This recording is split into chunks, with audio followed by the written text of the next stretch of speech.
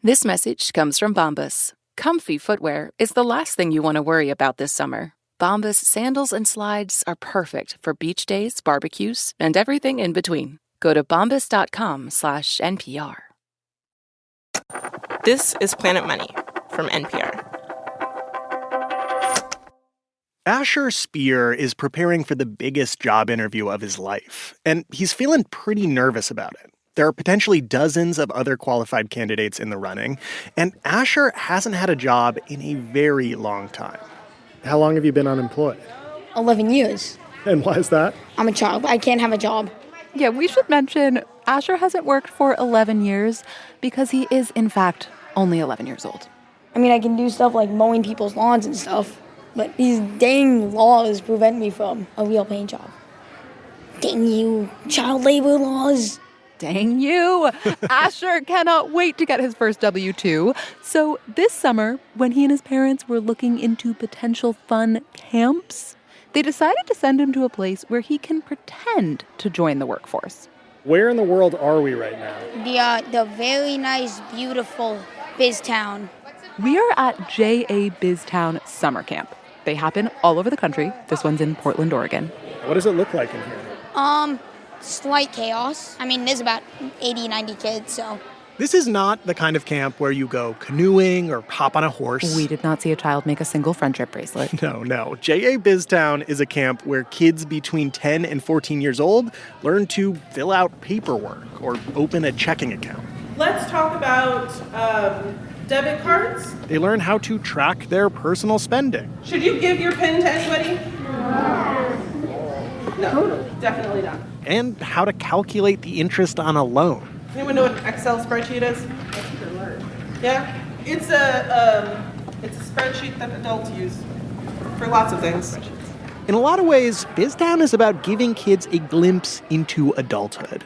All of these lessons lead up to the centerpiece of camp, a day-long simulated economy inside of a fake little town, BizTown.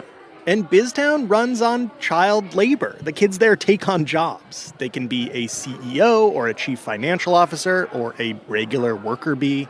One of the most coveted jobs is anchor at the fake TV station, BZTV. A lot of people also want to run for mayor. As for Asher Speer... I'm very much hoping that I get CEO of Unitas or KeyBank. Asher is looking to be at the center of the financial action. He wants to be the CEO at one of the two banks that fuel this whole miniature economy. Technically, one's a bank and one's a credit union.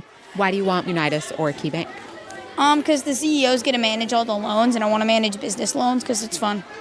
Asher and the other kids here pick their top 3 jobs. They fill out an application, and then it is time for their job interviews. We catch up with Asher and a line of other kids, all nervously clutching their paper application forms. How are you feeling?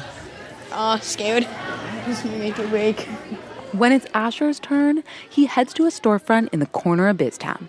He sits down across from his interviewer, who's an adult volunteer at the camp. Why do you want this job? I'm good with money management. I do like stocks on the side. I also have great leadership and social skills. All around BizTown, Asher's fellow applicants are playing out similar scenes. What skills do you have that will help you in a job at JA BizTown? I don't have a fear of public speaking, so I shouldn't freeze up, and I am pretty good with improv and puns. I can speak with a loud and clear voice and pronunciate stuff. I'm really good at spelling, and I am very confident. Some of the kids are really selling themselves. I'm a fast typer, so I can get things done in an instant on computers. Others go with radical honesty. All right, are you a leader? No, I'm not a leader. Oh. Interviewers, this is your 1 minute warning. 1 minute. The counselors score the applicants and sort them in, what else, an Excel spreadsheet. Adults do use them for lots of things. Then the kids gather to learn their vocational fate. They sit crisscross applesauce at the center of BizTown. The head counselor calls out their names one by one to come retrieve the envelopes containing their offer letters. And the kids wait for the signal to rip them open. I have too much energy. Like, I have the zoomies, like my dog. They really build up the suspense, huh? Yeah, just like hand the envelopes out faster. I want to know my job. Finally, the big moment arrives. Please remember, we will not change your jobs. This is 1 week out of all the weeks in your life. You will have lots of opportunities to try other jobs. Are you ready? Yes! Are you set? Yes! Open those envelopes! Yes! Yeah! I got stock manager. I got my top job. Community Wellness Center. I'm a CFO at KeyBank. Yeah! I'm literally shaking. I am shaking. All around the room, the kids are frantically waving their offer letters in the air. Some seem disappointed, but our aspiring banker, Asher Spear, he got exactly the gig he wanted. CEO of BizTown's local credit union. CEO of Unitas, my dream job. Oh my gosh, how are you feeling? Good. I've been wanting this job for like my whole life. This week I went for it, I got it. And what's that going to mean? I manage every single person's loans. You're going to make and break dreams. Why do you want to manage all the loans? I just like money. Monies. Money. Hello and welcome to Planet Money, Money's Money. I'm Alexi Horowitz-Ghazi. And I'm Sally Helm. Summer camp is one of the classic American rites of passage, a place where kids come to make new friends, take on new challenges, and learn a little bit about who they are. But what if it were also a place where they came to learn how to survive in a ruthless free market economy? Today on the show, Planet Money goes to Capitalism Summer Camp. We follow the money through this miniature economy as the kids scramble to get out of debt to the banks. It's Shark Tank meets Lord of the Flies. Available balance negative $24. We're in crippling debt.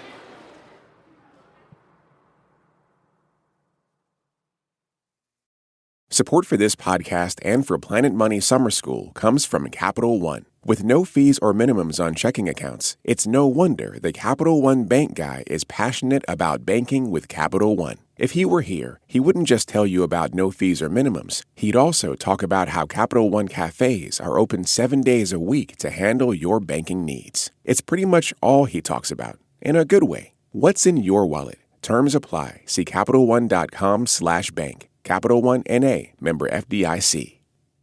This message comes from Bombas. Bombas compression socks help keep legs fresh on travel days, work days, leg days, and more. That's all-day relief with everyday style. Go to bombas.com/NPR.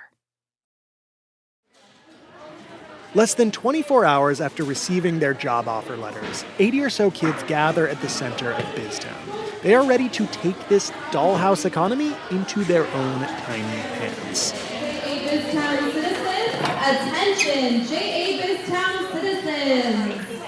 We are going to play our national anthem in just a moment. The national anthem starts to play, they cover their hearts, some of them salute. And just to paint the scene here, BizTown looks kind of like the set of a kid's TV show. It's essentially a warehouse with a ring of tiny storefronts facing a town square. There are generic shops like a cafe and an old-timey general store called the Mercantile. There are also brand name businesses, companies that have actually paid the camp for the privilege of setting up shop here. There's a little Walmart painted with the real Walmart blue with the real logo up top. There's a UPS store, even an Allstate Insurance. And today, all of these real-looking stores will be run entirely by children. Coincidentally, some of the sponsors here also sponsor NPR, KeyCorp, UPS, and Comcast. Anyway, as the final notes of the national anthem ring out,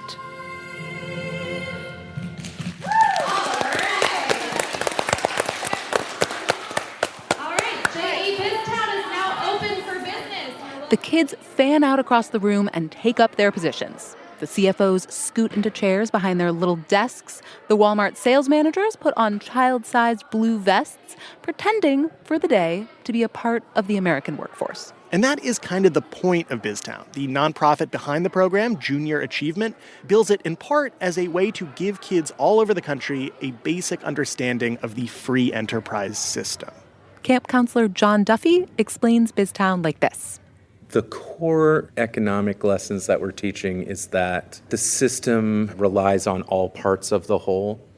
that by taking care of yourself, you're taking care of the rest of society too, because they're relying on you. I think it's a very standard capitalist model. It's like free market capitalism with some training wheels. Absolutely, 100%.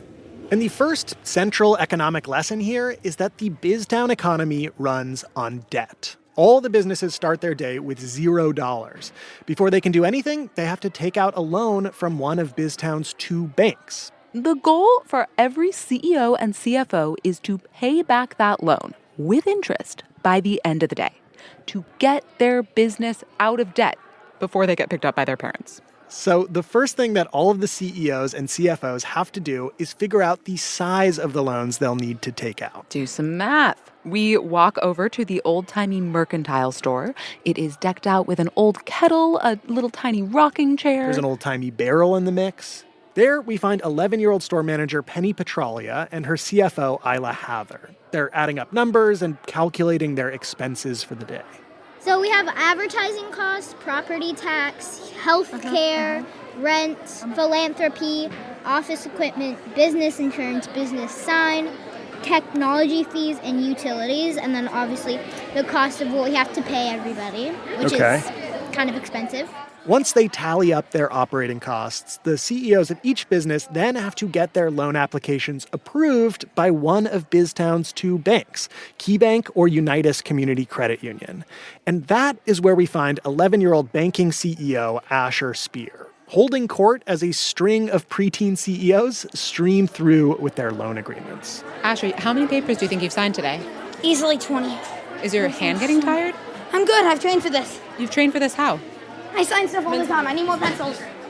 Now, Asher isn't doing due diligence on these loans. He's not asking for collateral or pulling anyone's credit score. No. His job here is just to make sure that each CEO has done their math correctly.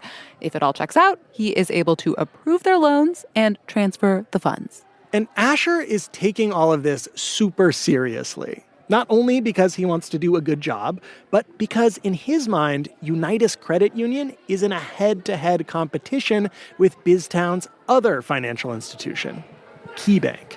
Make more money than really fun. Make more money than that? Okay, so the goal is beat KeyBank. Yes. Beat them.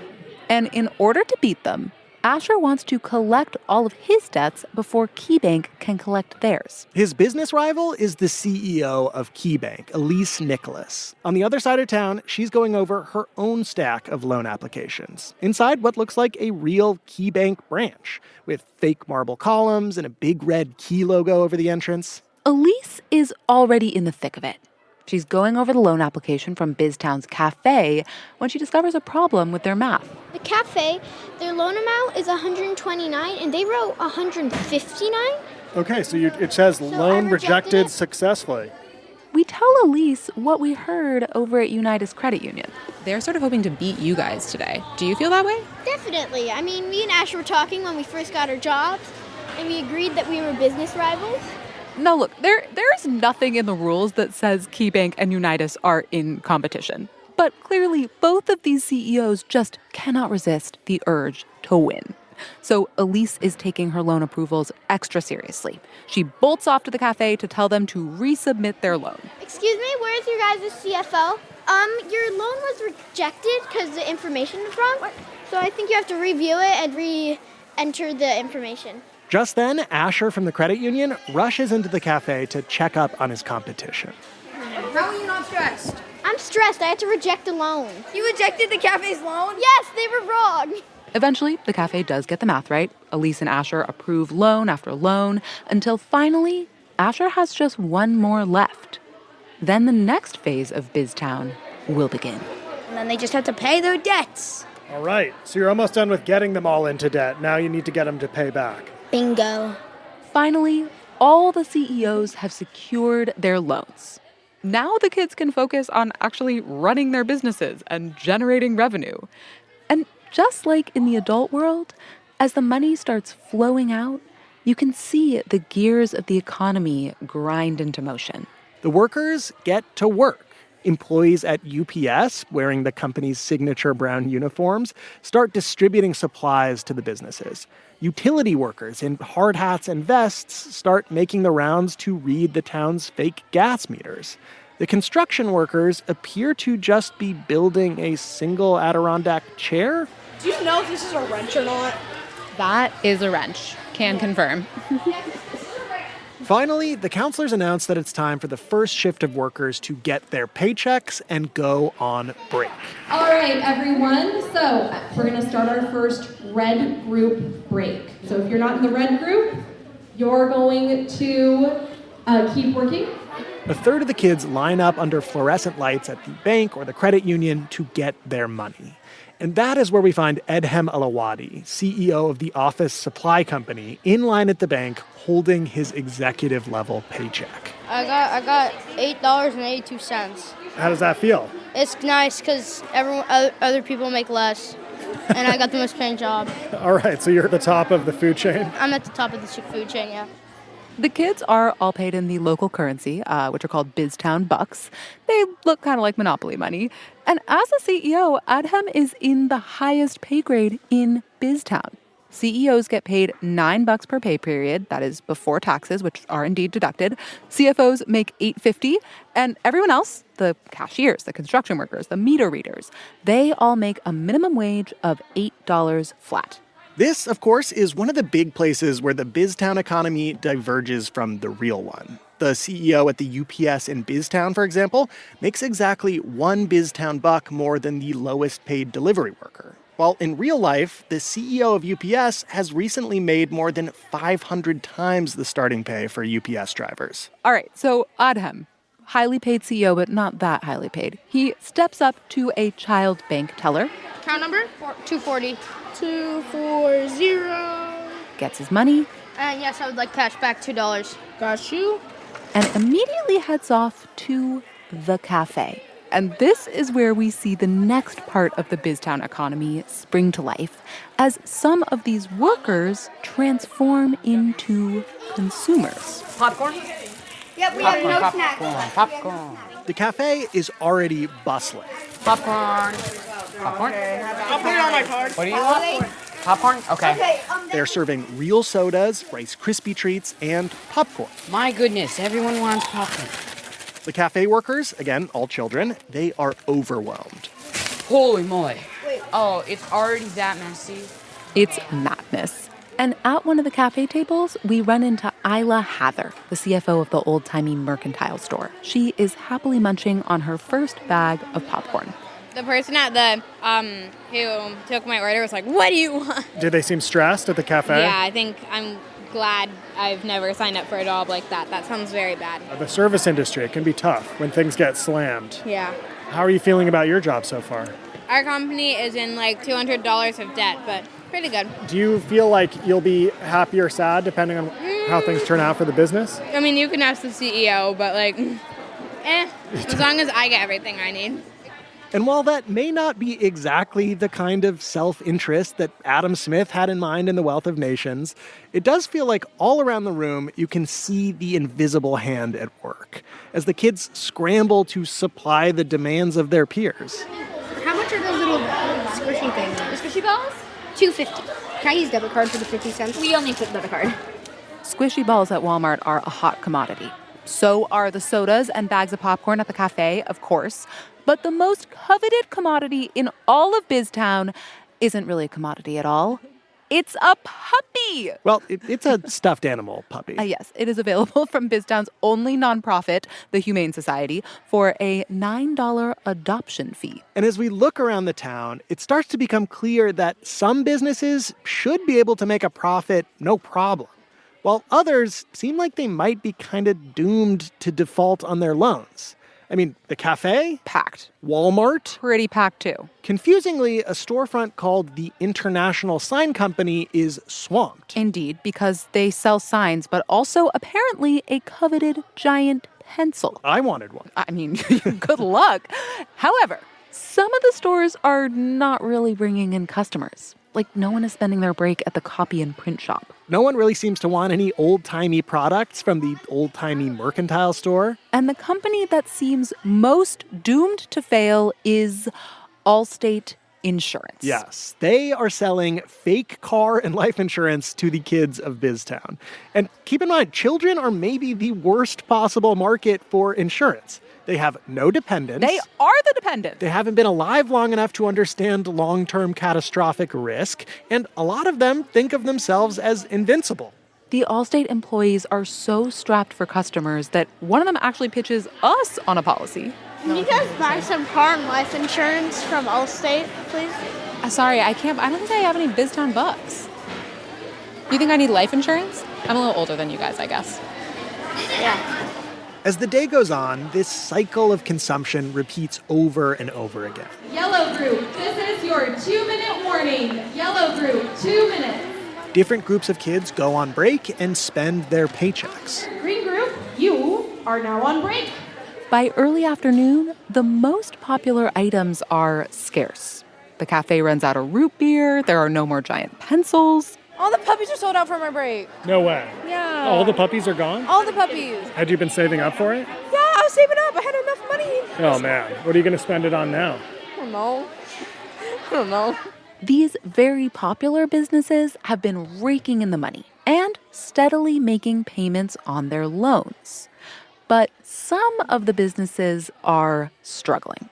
And that is a problem not just for them, but also for our two bankers, Asher and Elise. Remember, they are competing to see which bank will get paid back first. So Asher decides to take matters into his own hands. He drops by the old-timey mercantile store to see what's going wrong. And he talks to Isla, the CFO. You weren't paying your loan. That's because we don't have any money to pay the loan. How do you get the money? By selling stuff, and nobody's buying stuff. So no one's bought anything here? Not really. Well, you going into that. Have fun. Elise from KeyBank, meanwhile, has decided to skip her break entirely to keep working. Why didn't you want to go on break, Elise? I want to keep doing my job because I only have a few things left, and then I can help my employees. Do you feel like you're a little bit of a workaholic? Maybe. I think next break I might probably enjoy it, but right now I really am on edge and want to get back to my job.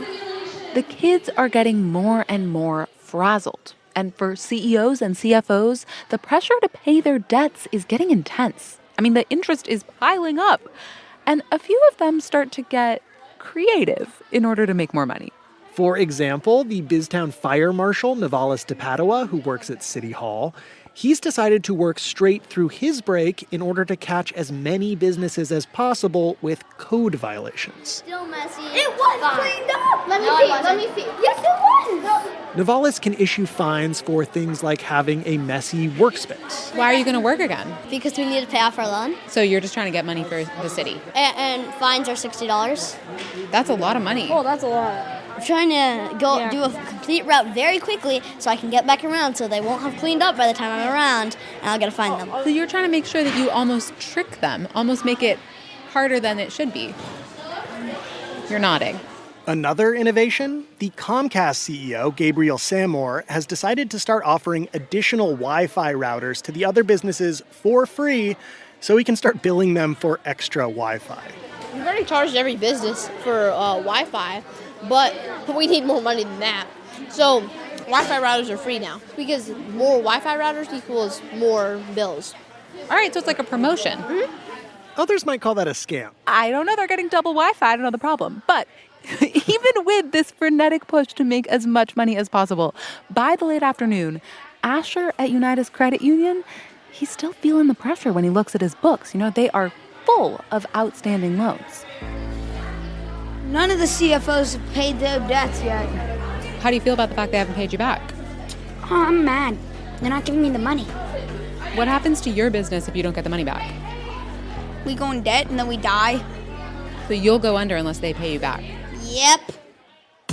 After the break, will the children of BizTown be able to get out of debt to their lenders? Or will a string of defaults cause the whole BizTown financial system to come crashing down?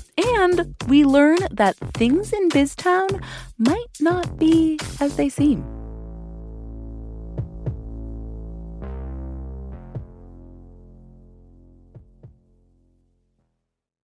Support for this podcast and for Planet Money Summer School comes from Capital One. With no fees or minimums on checking accounts, it's no wonder the Capital One bank guy is passionate about banking with Capital One. If he were here, he wouldn't just tell you about no fees or minimums. He'd also talk about how Capital One cafes are open 7 days a week to handle your banking needs. It's pretty much all he talks about, in a good way. What's in your wallet? Terms apply. See CapitalOne.com/bank. Capital One N.A., member FDIC.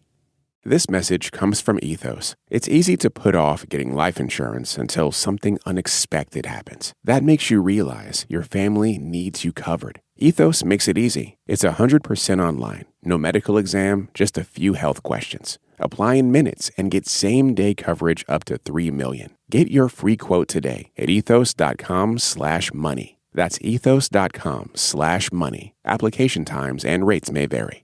Support for this podcast and the following message come from Vanguard. Every day, shareholders meet to discuss important matters about the companies you invest in. Now you can make your voice heard too. Vanguard Investor Choice makes it easy to set your proxy voting preference for your eligible Vanguard index funds. Visit Vanguard.com/investorchoice to learn more. Vanguard investors own shares of their index funds, and those funds own shares of the companies they invest in. Vanguard Marketing Corporation, distributor.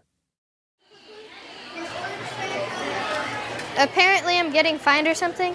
Yeah, for $40. What? As the BizTown simulation enters its final quarter, Come on, Q4. things are getting heated. Our bankers, Asher and Elise, are busy reminding their debtors that the clock is ticking. And one by one, many of the businesses do start to pay off their loans in full. But in the final minutes, there are still a few stragglers struggling to get across the finish line. All right, paper company, how we doing? Horrible. Loans are not looking good right now. Yeah, we need to do... We're due... The CFO goes to double-check the company's account balance when she notices something strange. Oh, actually, never mind. We have... Did I get a free level bag? We can repay our business loan of $200. Yeah, we can pay back our business loan. All right, do it right now. Yeah. Everything's doing great. Yeah, everything's fine. How did that change so fast? I have no idea. I just know my job. All I know is I have a football, and I'm ready to punt it at someone. Somehow, the paper company has pulled it off. They have gone from hopelessly insolvent to profitable. Then we drop by the mercantile store to check in with CFO Isla Hather. Yeah, all day the mercantile has been struggling, and they are still about $100 in debt. But when Isla checks her company's account... Funds available for loan repayment, $209. What? Okay, so some money has mysteriously appeared in your account? We just got random money, and none of us know how, so I'm just gonna give it to the bank to hopefully repay a few things. A suspicious pattern seemed to be emerging. Was this money coming from some sort of angel investor? Was it a last-minute bulk order of old-timey curios? Whatever the case, Isla types the remaining loan balance into her computer to send it over to Asher and his team at Unitas Credit Union. She holds her breath and then clicks confirm. Our loan is fully paid off! I gotta go find Penny. Isla tears across BizTown in search of her CEO, Penny, who she eventually finds mid-shopping spree. Penny! All of our loans are paid! Wait, how? For some reason we got $200 into them. We have no dues! Penny, how does it feel? Good. I didn't expect that. Why did we get $200? I have no clue, but we probably paid off our stuff. I don't really know. I'm excited. Okay. What do you think's the lesson here? Just be hopeful, I guess. It's like, don't give up. Just hang in there? Yeah. I'm going to go Walmart because I still have $5. Some of these businesses have had a mysterious windfall. The kids seem to chalk it up to luck. Or hopefulness. And over at Unitas Credit Union, Asher Spear has been watching the loan payments come in. Finally, he gets word that they have all been repaid. We're done. You're done? Yeah, I'm just gonna go tell KeyBank that we beat them. Oh, this feels good. Asher strides confidently into the middle of KeyBank, where he finds his financial nemesis, Elise. Hey, we beat you. What do you mean? We paid back our loans quicker. Well, everybody else is paid off except for Allstate. Oh, Allstate. They had an impossible task before them, selling fake insurance policies to 11-year-olds. The other businesses have somehow made ends meet, but not Allstate. In the last 10 minutes of the simulation, we go over to visit them. So far, they've only sold 3 policies to their kid customers for a total of around $15. We asked the CEO, Gwynnie Hayden, how they're doing with the loan. Not very well. Really? Yeah, and I'm kind of stressing out because we only have a little bit to pay it off, so yeah. Do you think you guys are going to still have time to make it? Gwynnie turns to her CFO, who nervously checks the computer in the corner. How much money do we need for the loan? $72.25. Oh, so you still owe $72. Yeah. And how much money do you have right now? $0. $0, okay. No mysterious extra money for them. But a couple minutes later, one of the camp counselors comes to check in on the group. Can I speak with the CFO? Have you paid off your loan yet? The kids explain, no, we're $70 in the hole. The counselor tells them to sit tight and heads quickly back to a computer at the center of BizTown. We decide to follow her. So what's happening over here? Well, it sounds like Allstate didn't get enough income to pay off their loan. Yes, and so we have the ability to subsidize. And so I'm going to add like $75 to their account so that they can pay off their loan. So this is where the money's been mysteriously appearing. Yes, it has. That we've seen popping up in accounts. Yes, it has. So now I'm going to go tell them to see if they can pay off their loan, and they should be able to. Okay. That's a pretty successful day. I wouldn't call it a free market. But, we're learning. Isn't that what the point of this is? The counselor walks back to Allstate, where the kids suddenly discover their last-minute change of fortune. They send the money over to KeyBank. All of the companies have paid back their loans, thanks to this last-minute capital infusion. Some would call it a bailout. Yeah, but they're too cute to fail. And yes, and there is something undeniably joyful and positive seeing the kids finally breathe a sigh of relief as their financial woes fade into the background. But it also cast what we'd been seeing at BizTown in kind of a new light. Because on the surface, when we first arrived, BizTown seemed like this straightforward introduction to the free market. But the fact that at the end of the day, there seems to be no way for any of the campers of BizTown to fail made it feel like they're coming away with a kind of rose-tinted view of how our economic system actually works. We asked camp counselor John Duffy to explain what we'd seen in those crucial final minutes.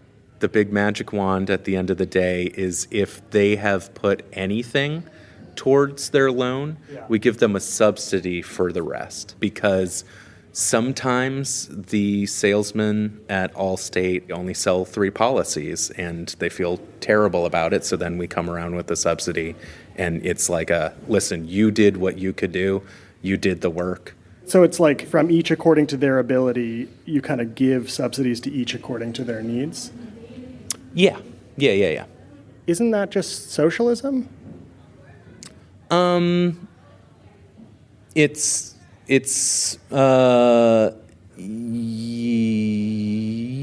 yeah.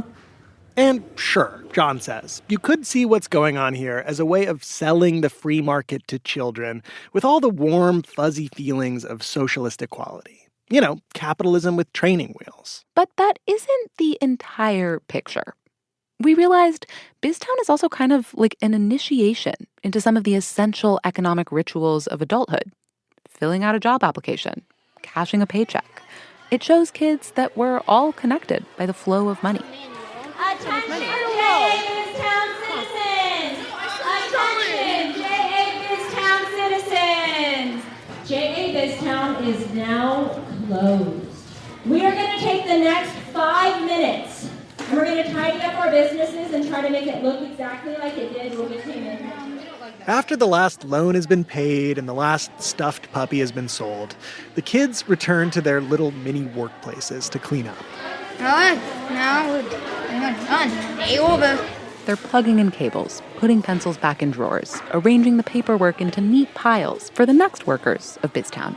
Finish your closing staff. Closing the business up. This is nice. When you ask the kids themselves what they'll be taking away from their time at BizTown, the epiphanies feel bite-sized. What advice would you give to the next CEO of Unitas? If you can, don't forget about paperwork. And use your breaks well. Get your money, get your popcorn, get you a soda, sit down with some friends, drink and eat as quick as you can. So it sounds like all this advice is kind of like how to not be too stressed. Yeah, So next time you'd say do some things to be less stressed. definitely. Huh. Yeah, next time, Asher would be more relaxed. Maybe focus less on competition and more on another goal that he had also had that day, which was to drink 2 different kinds of soda at the same time. Because at the end of the day, going to BizTown is a chance for kids to just vacation in the land of adulthood. They are not yet permanent residents. Even if someday they will have to join the big BizTown, where the rest of us live.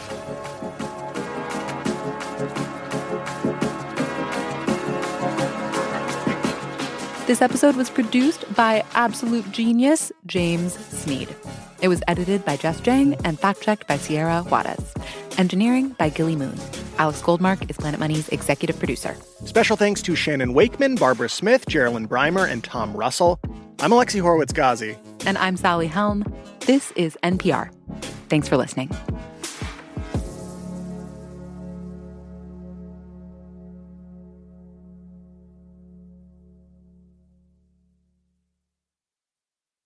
This message comes from Bombas. Bombas compression socks help keep legs fresh on travel days, work days, leg days, and more. That's all-day relief with everyday style. Go to bombas.com/NPR.